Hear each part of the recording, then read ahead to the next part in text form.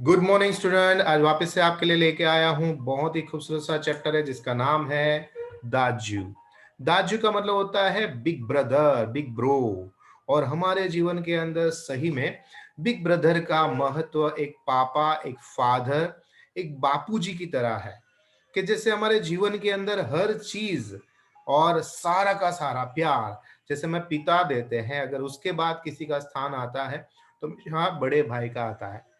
तो आज जो दाजू का मतलब है बिग ब्रदर, कैसे होता है ये बिग ब्रदर एंड क्या यहाँ पर कहानी है वो हम समझेंगे। Standard 9 subject Hindi and chapter number is Daju. बहुत खूबसूरत सा है जिसके बारे में सबसे पहले हम लेंगे उसके लेखक जी के बारे में परिचय। शेखर जोशी जी, जन्म हुआ 10 सितंबर 1932। उत्तरांचल में आया हुआ ये बहुत ही खूबसूरत सा गांव है और उसका नाम है औलिया गांव। आप देखो जीवन के अंदर इंसान जो है ना उसको सब कुछ चाहिए एंड वो घूमना फिरना, लोगों से मिलना, बहुत सारी इज्जत बटोरना और साथ में पैसा भी। तो हमारे शेखर जोशी जी ने जन्म तो पहाड़ी इलाके में यानी कि अल्मोड़ा गांव के अंदर हुआ, परंतु उसने स्कूल की शिक्षा और जीवन के 30 इयर्स इलाहाबाद के अंदर बिताए। अब आप बोलेंगे सर इतना डिटेल में जाने की क्या जरूरत है, क्योंकि आज की जो कहानी है वो किसी इसी बात के ध्यान में रखकर बनाई गई है, क्योंकि हमारे शरद जोशी ने अपने जीवन का कुछ महत्वपूर्ण हिस्सा हमें यहाँ पर बांटा है। और इसके कारण से ये जो अल्मोड़ा गांव है, ये इलाहाबाद है, उसकी जानकारी रखनी बहुत जरूरी है। अब इलाहाबाद जो है वो आज जो है वो इतना खूबसूरत नहीं है जो पहले हुआ करता था। एंड अल्मोड़ा तो अभी भी है क्योंकि वहां पर इतनी सारी खूबसूरती है, चारों ओर पहाड़ियां पहाड़ियां पहाड़ियां। एंड उसी के रिगार्डिंग आज की स्टोरी हमें बताई है जिसका नाम है दाजू। देखो, महावीर प्रसाद द्विवेदी पुरस्कार, पहल नाम का सम्मान और दाजू कहानी के हिसाब से चिल्ड्रन फिल्म सोसाइटी के द्वारा फिल्म का भी निर्माण हुआ है। इन्हें बहुत ही खूबसूरत सी एक कहानी है। तो देखते हैं आज एक बाल श्रमिक इंसान की कहानी जिसका नाम है, लड़के का नाम है मदन। एंड मदन की कहानी क्या है देखते ही यहाँ पर। चौक से निकलते ही यहाँ पर जो शरद जोशी है उसने अपना नाम चेंज किया है, उसने नाम रखा है जगदीश बाबू। ठीक है।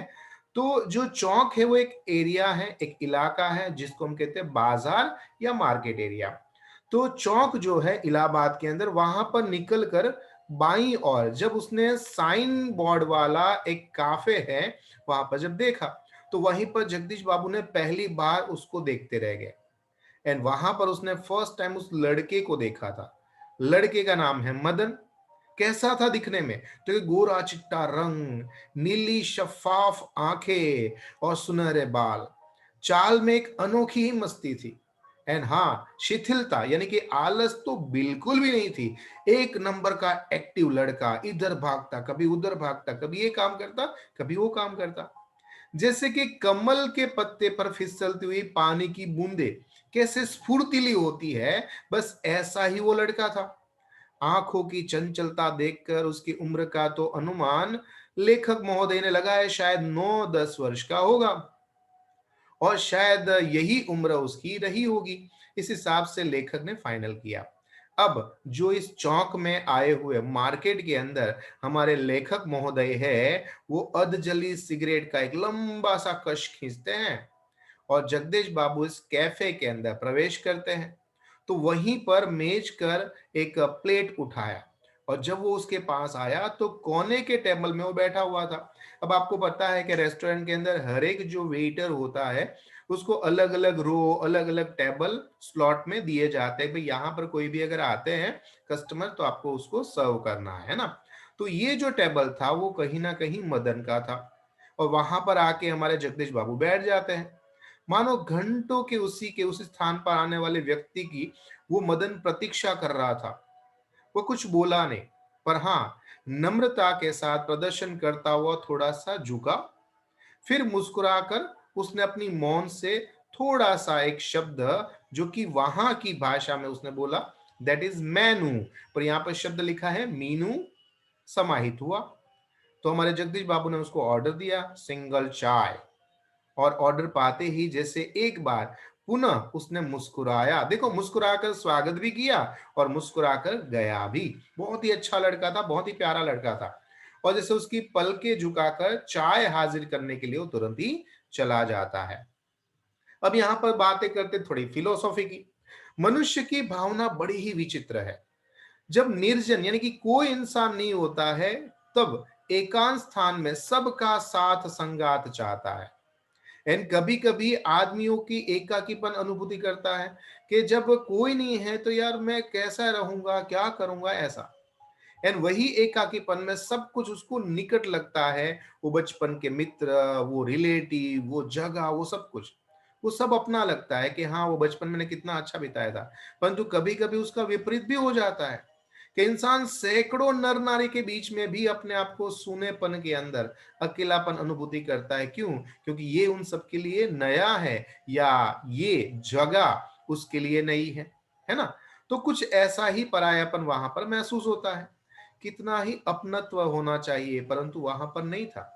और यही कारण था कि हमारे जगदीश बाबू आज इतने सारे लोगों के बीच में, यानी इस चौक के अंदर भी अकेलापन महसूस कर रहे थे। उसको अलगाव लग रहा था, जैसे ये सब लोग हैं पर फिर भी वो नहीं है। वो विछोह, वो विरक्ति की कथा उससे मूल में चली रही थी। जगदीश बाबू दूर अपने गांव के वो देश के अंदर खोए हुए थे। और यहाँ पर चौक के अंदर इतनी सारी चहल पहल, कैफे के अंदर इतना सारा शोर, और फिर भी वो अपने आप को अकेला ही महसूस कर रहे हैं। सब कुछ अपनत्वहीन था। शायद कुछ दिनों रहकर अभ्यस्त हो जाएगा तो धीरे धीरे उसको लगा, जगदीश बाबू को, कि हम इस वातावरण के अंदर हम अपने आप को ढाल लेंगे। वातावरण में अपनेपन की अनुभूति होने लगी। पर आज तो लगता था कि अपना कुछ अपनेपन है ही नहीं। कुछ एक लिमिटेशंस होती है। हर एक इंसान अपने आप को एक लिमिटेशंस, एक सीमा से दूर रखता है, बहुत दूर रखता है। तब उसे अचानक से ही याद आया कि अपने गांव के अंदर का वो पड़ोस, वहां के लोग, वहां की जो बचपन की स्कूल एंड कॉलेज को छोड़कर आज इतने सारे बड़े शहर के अंदर, इतने सारे लोगों के बीच के अंदर, वो एक छोटे से कैफे और होटल के अंदर बैठा है जहां पर उसका कोई नहीं है। तभी हमारा मदन आ जाता है। चाय साहब। जगदीश बाबू ने राखदानी, जिसको हम कहते हैं एस्ट्रे, है ना, आपको एस्ट्रे में बता देता हूं, जिसके अंदर हम सिगरेट जो है वो बुझाते हैं, इसको कहते हैं एस्ट्रे, है ना। तो उसके अंदर जो लेखक महोदय है, उसने अपना सिगरेट जो है थोड़ी झाड़ देते हैं। उन्हें लगा कि इस शब्दों की ध्वनि, मतलब आवाज को जानी पहचानी है। तो उसके साथ थोड़ी रिक्तता का अनुभव हो रहा था। उन्होंने शंका का समाधान करते हुए इस मदन को ही पूछ लिया, क्या नाम है तुम्हारा? लड़के ने बोला, मदन साहब। अच्छा मदन, तुम कहाँ के रहने वाले हो? पहाड़ का हूं बाबूजी। पहाड़? पहाड़ तो सैकड़ों हैं।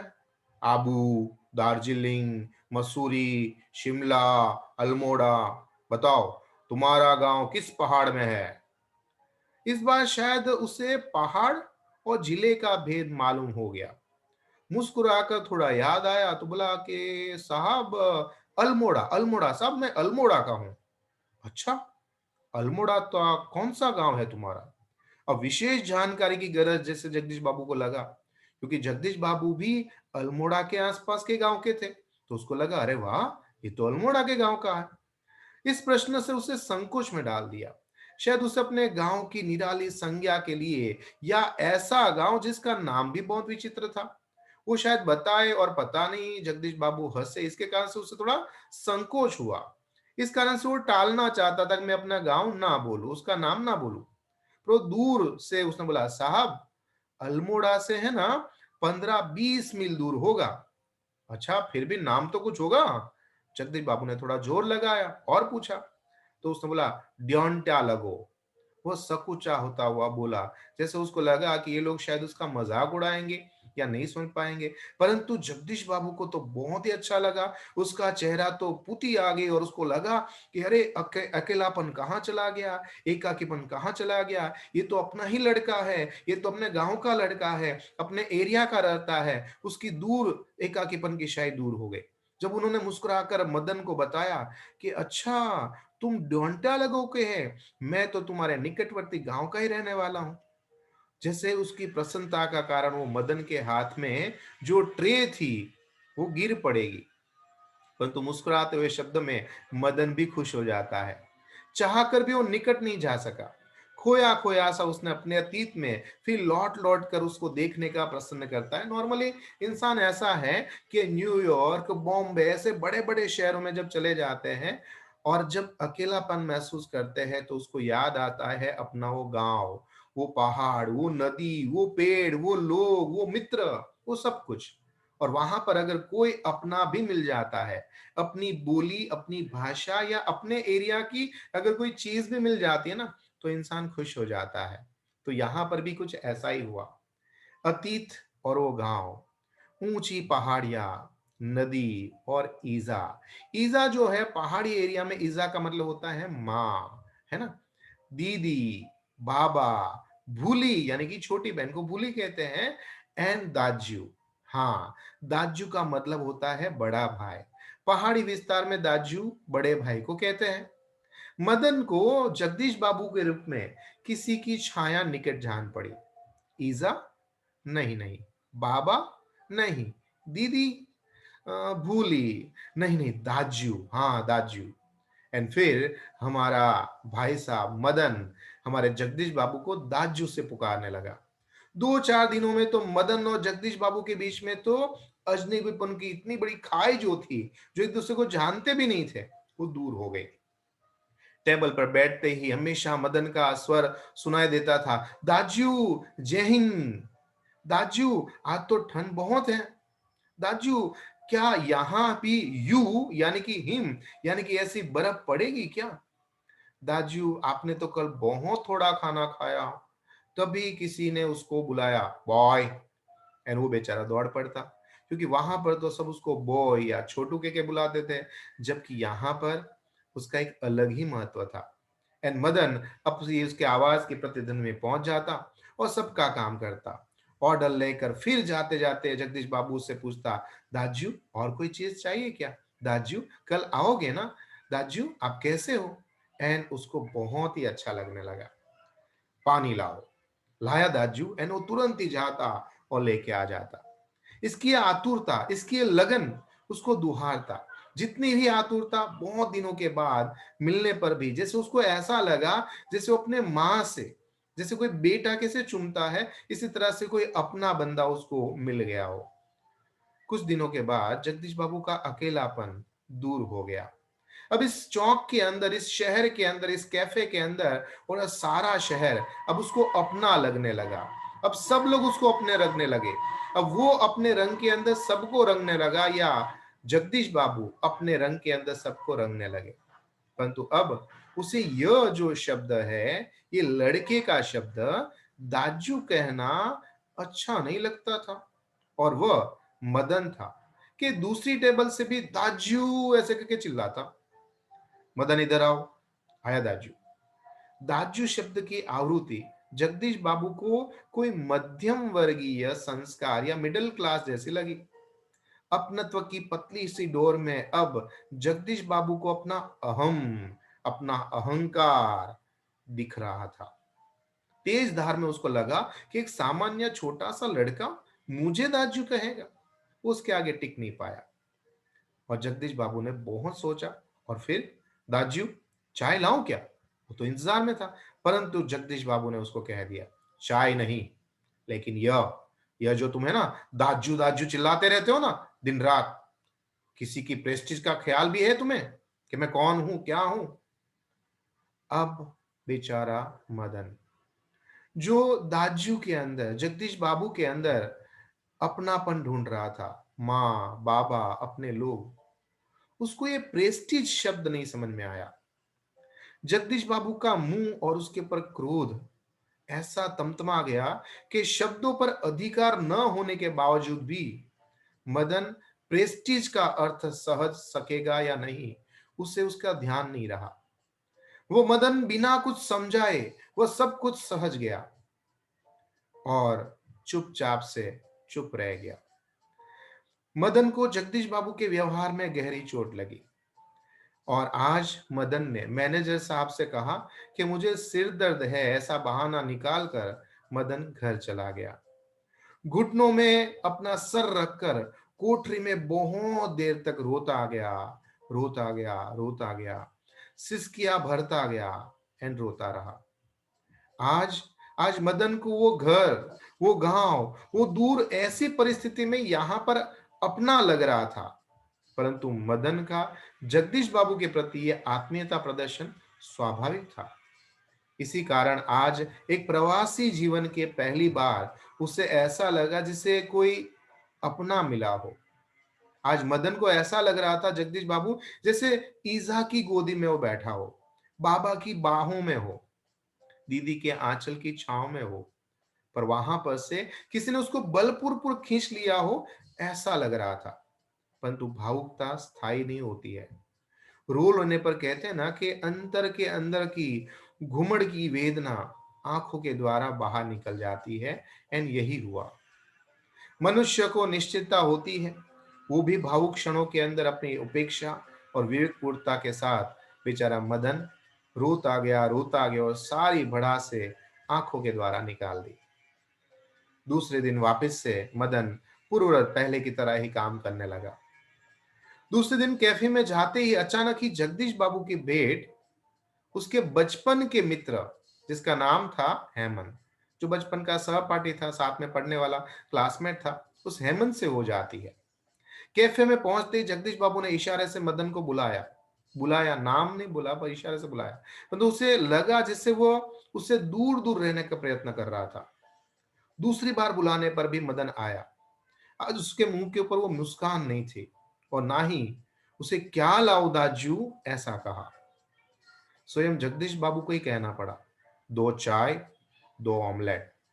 परंतु तब भी लाया दाजू कहने की उपेक्षा की जगह मदन बोला, लाया साहब, एक एक चल दिया। मानो दोनों अपरिचित हो, परिचित होने के बावजूद भी दोनों अपरिचित हो ऐसे लग रहे थे आज। उस वक्त हेमंत ने वहां पर थोड़ी बैठी हुई बातचीत के अंदर आगे बढ़ाया, शायद ये लड़का पहाड़ी है। हेमंत ने अनुमान लगाया। हाँ, जगदीश बाबू ने कहा। रूखा सा उत्तर दिया। जगदीश बाबू ने वार्तालाप का विषय बदलना चाहते थे, इस टॉपिक पे बात नहीं करना चाहते थे। मदन चाय ले आया था। क्या नाम है तुम्हारा लड़के? हेमंत ने असाहस चढ़ाने का गरज से पूछा। कुछ क्षण के लिए टेबल पर गंभीर मौन था। जगदीश बाबू की आंख चाय की प्याली पर वही झुकी रही। मदन की आंखों के सामने विगत स्मृतियां घूमने लगी। जगदीश बाबू का एक दिन ऐसे ही ना पूछना, फिर वापस से वही दाजू को अपने कल में थोड़ा ही खोया था। और एक दिन वो एक प्रेस्टीज का ख्याल से दाजू एंड जगदीश बाबू दोनों अलग हो चुके थे। जगदीश बाबू के आंखों में उठाकर मदन की ओर देखा। उसे लगा जैसे वो अपने आंखों के अंदर कोई ज्वालामुखी सा फटने की तैयारी में है। वो बहुत कुछ कहना चाहता था, बहुत कुछ समझाना चाहता था। हेमंत ने आग्रह के स्वर में दोहराया, क्या नाम है तुम्हारा? बॉय कहते हैं साहब, बॉय। मुझे सब बॉय कहते हैं। संक्षिप्त का उत्तर देकर वो मुड़ गया। आवेश में उसका चेहरा लाल होकर और भी अधिक सुंदर लग रहा था। पर वहां पर जगदीश बाबू कुछ नहीं कह पाए, कुछ नहीं कह पाए, कुछ नहीं कह पाए। तो इस तरह से बहुत ही खूबसूरत सा चैप्टर है, जहां पर छोटे बच्चों का प्यार का एहसास बहुत सुंदर तरीके से हमें बताया गया है। आगे का जो हमारा वीडियो आएगा जिसके अंदर हम सारे क्वेश्चन आंसर्स एंड इसके अलावा आपको ग्रामर के बारे में भी जानकारी देंगे, और उसके लिए हमारा नेक्स्ट वीडियो का इंतजार करें, जिसके अंदर जगदीश बाबू एंड दाजू का ये क्वेश्चन आंसर कितना बढ़िया रहता है वो हम समझेंगे। तो मिलते हैं नेक्स्ट वीडियो के लिए। Thank you very much.